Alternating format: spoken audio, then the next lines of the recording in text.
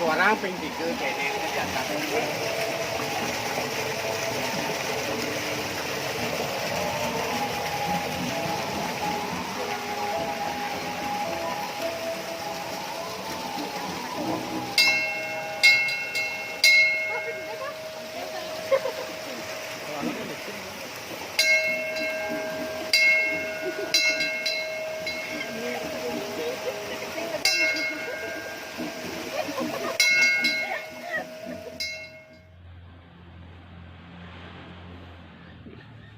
Om Swastiastu. Pura Taman Pecampuan Desa Adat Sale yang terletak lebih kurang 4 km ke arah barat dari kota Bangli itu sesungguhnya adalah pura tua, pura yang sudah ada sejak zaman dahulu kala dengan bukti-bukti peninggalan purbakala yang ada di sana. Dan pada tahun 2017 tempat itu, pura itu kita tata sedemikian rupa sehingga bisa menampung lebih banyak pemedap. Konsep pembangunan dari pura Taman Pecampuan tersebut yaitu selalu berpedoman pada apa yang namanya dengan Satyam Siwam Sundaram. Artinya pembangunan tersebut selain memang harus berdasarkan sumber-sumber sastra yang ada, juga harus mengedepankan kesucian dan tidak lupa pula adalah Sundaram, Sundaram keindahan, sehingga bisa disaksikan, dilihat dengan baik.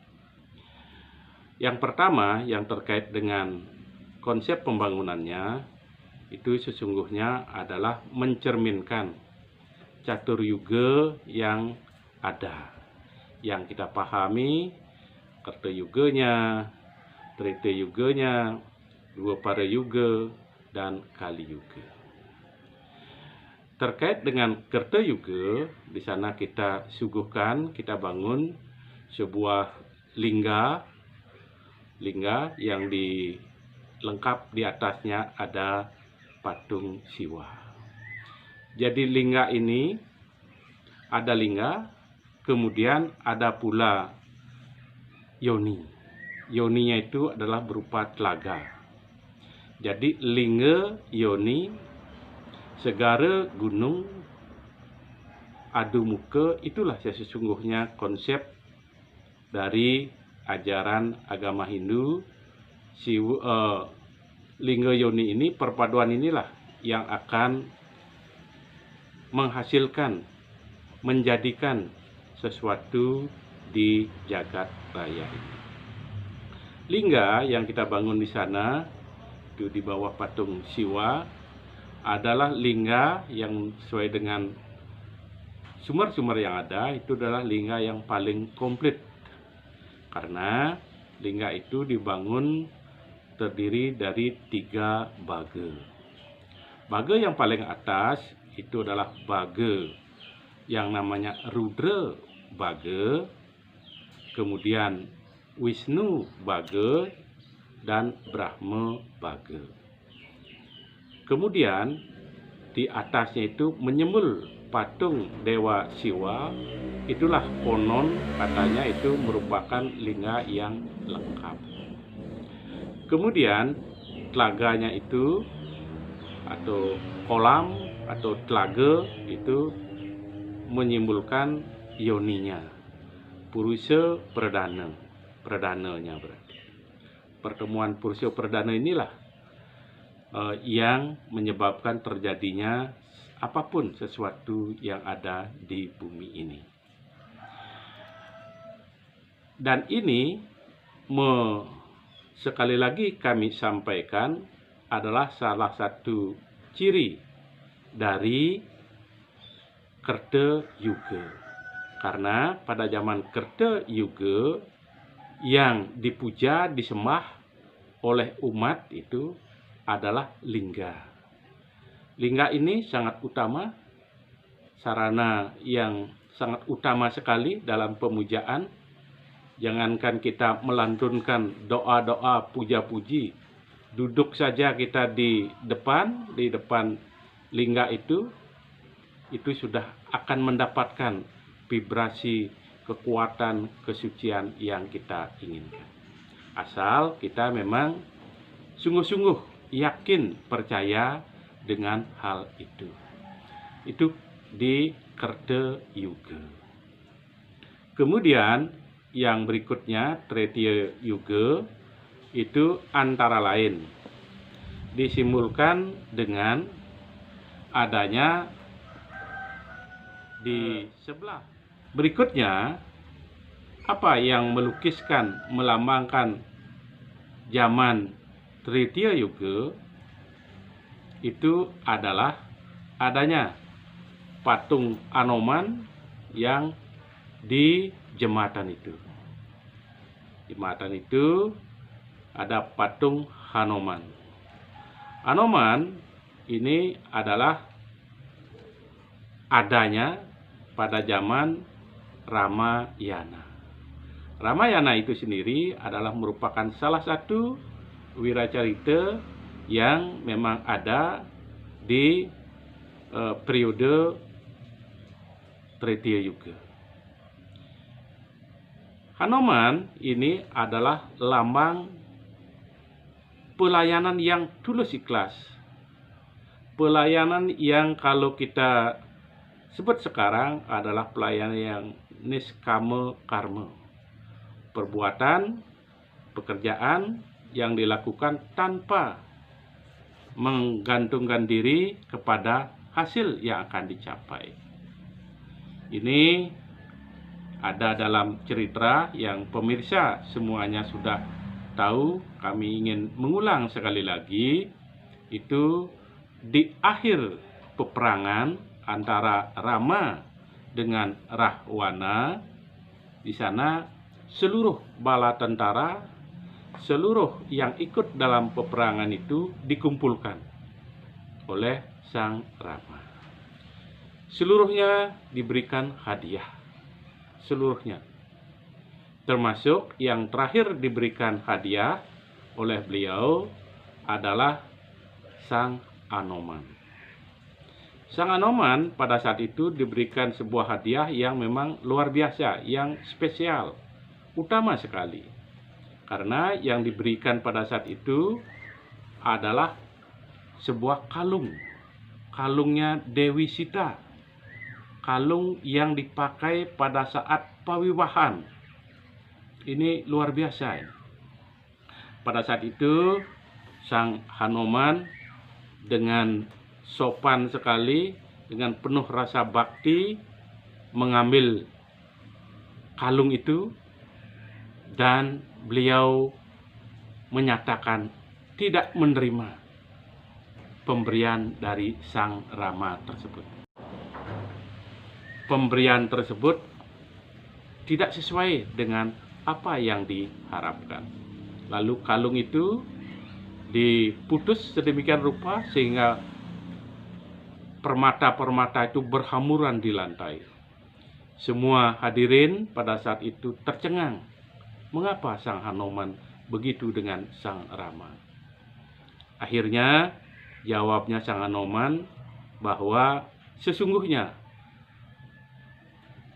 kami, atau Sang Hanoman bilang begitu, kami menyembah, kami mendampingi, melayani Sang Rama, bukan materi ini yang kami harapkan. Tapi yang kami harapkan adalah Sang Rama selalu ada di hati kami. Seketika itu akhirnya Sang Rama dan Sang Dewi Sita yang ada di singgasana hilang, hilang. Kemudian tiba-tiba Sang Anoman kemudian membuka dadanya, dibuka dadanya demikian rupa, ternyata Sang Rama, Dewi Sita sudah ada di dada Sang Anoman. Inginkan. Jadi ini adalah pesan moral. Pesan moral yang ingin disampaikan oleh adanya patung Hanuman itu adalah bahwa kalau kita memang ingin mendekatkan diri dengan Yang Maha Kuasa, Ida Sang Hyang Widiwasa, kita harus tanpa syarat, harus tanpa pamrih. Yang penting beliau ada selalu di dalam hati kita. Artinya kalau beliau sudah ada di hati kita, di diri kita, itulah kekuatan yang luar biasa. Apapun sesungguhnya kalau beliau sudah ada di hati kita, apapun yang kita inginkan, apapun yang kita kehendaki akan bisa dicapai. Itu pesan moral yang ingin disampaikan melalui patung Hanuman tersebut. Zaman Dua Parayuga itu dicirikan oleh adanya patung Krishna di sebelah utara. Itu patung Krishna. Di sini yang ingin ditonjolkan, karena yang ingin kita tonjolkan adalah cerita, bagian cerita, segmen cerita terkait dengan Arjuna Pramada. Arjuna Pramada ini antara lain dikisahkan suatu saat Sang Krishna mengajak Sang Arjuna jalan-jalan ke tepi pantai. Kemudian di sana, di suatu tempat, tibalah beliau di sana berhenti sejenak. Kemudian Sang Krishna menyampaikan kepada Sang Arjuna, lihatlah Adinda, ini dulu disinilah dibangun jembatan oleh Sang Rama untuk menuju Alengka. Jembatan ini dibangun oleh bala tentara yang jumlahnya banyak sekali, dan kemudian juga dibangun dalam waktu yang cukup lama. Pada saat itu Sang Arjuna lalu dalam hatinya berkata bahwa, loh kok katanya Sang Rama sakti, tapi kok membangun jembatan segini saja, ini minta bantuan tentara dan waktunya lama. Kalau saya ini tidak perlu bantuan, dalam sekejap akan bisa. Apa yang ada dalam hati Sang Arjuna diketahui oleh Sang Krishna. Kemudian Sang Krishna memanggil Sang Hanuman yang sedang bertapa. Akhirnya seketika Sang Hanuman sudah ada di samping Krishna dan Arjuna. Hanuman pada saat itu berbentuk seekor monyet kera yang sangat dekil, kecil, dan sudah kelihatan tidak sehat lagi. Di sanalah akhirnya bertanya sang kera itu, apakah Tuan yang bernama Sang Arjuna? Oh ya, kami. Gimana itu? Ya, katanya Tuan sangat sakti sekali. Apa memang iya? Oh ya, saya sendiri bisa bikin jembatan yang megah, panjang dalam waktu yang singkat tanpa bantuan siapa-siapa. Oh silakan Tuan, kami ingin lihat kemampuan Tuan. Begitu Sang kera itu menyapa, menjawab, oh silakan Tuan. Akhirnya Sang Arjuna mengambil panahnya, diambil panahnya sedemikian rupa, kemudian dibentangkan busur panahnya, kemudian dilepas anak panah itu. Akhirnya anak panah itu seketika berubah menjadi jembatan yang panjang sekali, yang megah sekali, dan kuat sekali. Akhirnya singkat cerita, monyet itu bertanya, apakah boleh saya mencoba jembatan ini Tuan? Oh boleh, silakan. Mau jungkir balik di sana pun silakan. Akhirnya monyet itu di sana berjalan, baru sekali berjalan monyet itu tok gitu sudah jembatan sudah runtuh, roboh. Akhirnya Sang Arjuna merah padam mukanya, malu sekali. Siapa sesungguhnya ini? Akhirnya setelah ditanya, itu adalah Sang Anoman. Gitu. Kemudian kalau perlu bantuan kami nanti silakan. Kalau saatnya nanti perang, Baratayuda sudah tiba, panggil kami. Buat gambar kami di sebuah bendera, panggil saja kami. Itulah makanya ada bendera di di keretanya Krishna. Dan kemudian ini pula yang menjadi dasar mengapa setiap pura, setiap kita melakukan yadnya, ada bendera yang gambarnya Hanuman. Gitu. Jadi pesan moral juga yang ingin disampaikan, kita tidak boleh egois, tinggi hati, menyepelekan penampilan orang, baru penampilan orang remeh-temeh gitu kita menyepelekan. Kita tidak tahunya itu adalah orang sesungguhnya yang utama gitu. Itu di zaman Dwapara Yuga. Berikutnya di zaman Kali Yuga, tentu karena zamannya belum berakhir, ya kita sendirilah yang lalu lalang di sana seperti apa, itu zaman Kali Yuga.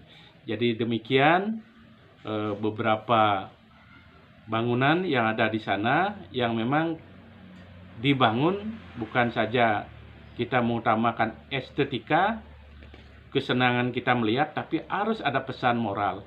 Pesan moral yang bersumber dari ajaran agama Hindu kita di Bali. Dan satu lagi, ini yang mungkin jauh setelah zaman itu adalah adanya patung Gua Naga Raja. Jadi di Gua Naga Raja itu sesungguhnya ada goa, kemudian di dalamnya ada kelebutan. Kelebutan itulah merupakan air suci yang dimohon di sana pada saat setiap yadnya di desa adat. Masuk ada gua naga, masuk ada kelebutan, itu adalah teringat kita.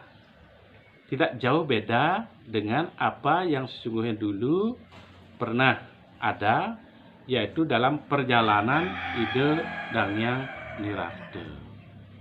Ida Dangyang Nirarta pada saat sampai di Bali bagian barat, di ujung Bali barat, beliau dalam perjalanannya ketemu dengan seekor naga yang besar, ular besar, kemudian beliau masuk ke dalamnya, dan di dalam perut naga itu ada sebuah telaga. Di dalam telaga itulah ada tunjung dan yang berbunganya 3 warna. Ada tunjung yang berwarna merah, ada yang berwarna hitam, ada pula yang berwarna putih. Ketiga tunjung itu lalu dipetik oleh beliau.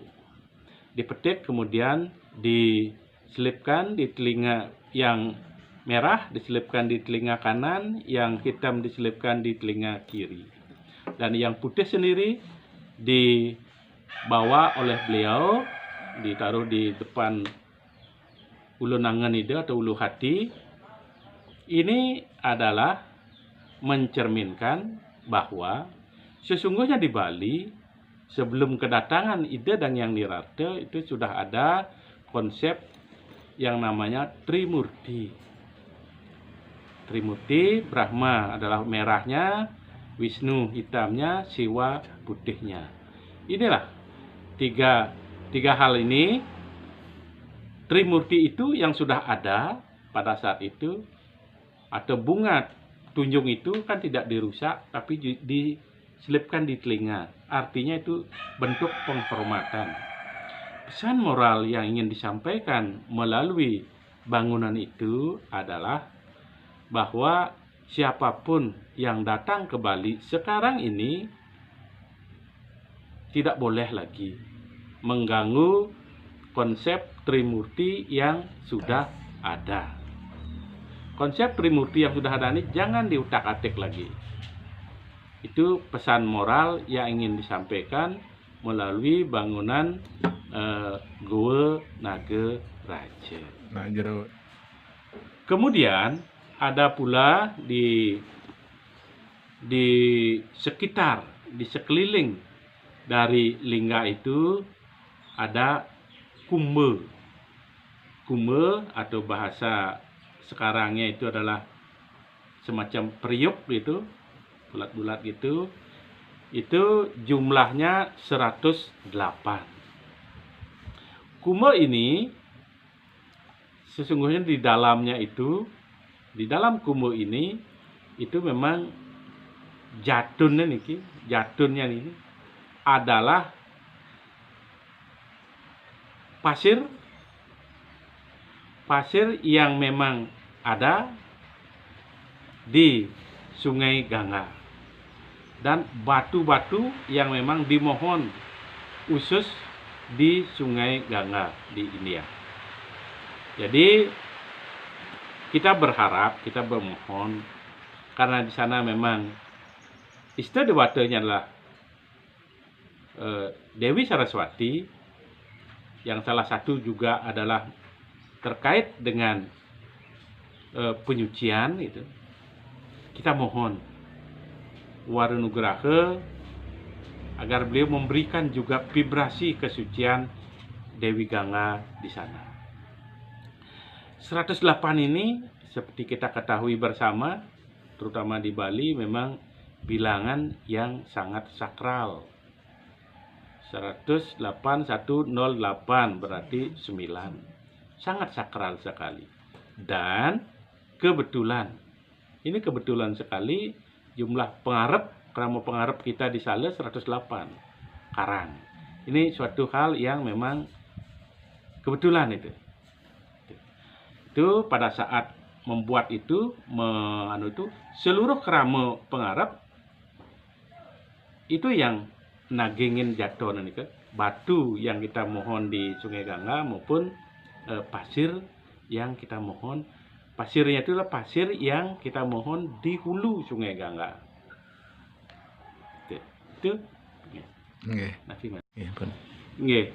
Jadi terkait dengan pembangunan atau penataan tempat pengelukatan di Taman Pecampuan, sekarang kita sudah sampai tahapan yaitu banyak sudah pemedak yang datang ke sana. Apakah dari sekitar desa ini, dari wilayah Bangli, di luar wilayah Bangli, bahkan dari luar daerah Bali banyak ke sana. Dan bahkan orang-orang mancanegara juga sangat senang, sangat menikmati tempat itu. Kita tentu berpikirnya harus realistis. Kita tidak cukup hanya memohon Warunugraha secara niskala. Kita juga harus menjadikan tempat itu memberikan efek ekonomi secara nyata. Sehingga ke depannya ada tempat di sebelahnya itu, sebelah baratnya yang namanya Petapan, yang mana di puncaknya itu ada sekitar 4 hektaran tanah. Di sana rencananya akan kita rancang menjadi sebuah tempat yang terkait dengan pertanian. Jadi agroekonomi, agrowisatanya. Agrowisata kita bangun di sana, tentu dalam kawasan yang cukup luas itu. Nanti di tengah-tengahnya itu, di beberapa tempatnya kita rencana bangun beberapa hall untuk yoga itu. Sehingga orang di sana yoga dapat, kemudian juga kita mendapatkan hasil dari tanaman-tanaman yang kita tanam di sana. Ini belajar dari pengalaman sekarang pandemi ini, memang kita harus kembali ke pertanian, tetap harus ke pertanian. Apakah umbi-umbian kita tanam di sana, buah-buahan, dan yang lain-lainnya. Sehingga pada saat-saat seperti Gering Agung pandemi ini, kita tidak terlalu keteter nanti. Itu kedepannya yang kita harapkan. Kemudian setelah di sana tuntas, kita beranjak ke atas, ke desa. Di desa nanti rencananya ini memang agak merupakan mimpi kami ini, mudah-mudahan bisa terwujud, yaitu dengan konsep desa wisata. Desa wisata dengan tamu-tamu kita inapkan, ajak di rumah-rumah penduduk seperti apa adanya, sehingga para tamu mancanegara bisa mengalami adat budaya kita seperti apa adanya sepanjang hari. Itu barangkali akan sangat menarik. Kita sudah mulai tata di pusat desa kita, sudah mulai tata sedemikian rupa. Mudah-mudahan kedepannya semakin bisa kita lengkapi.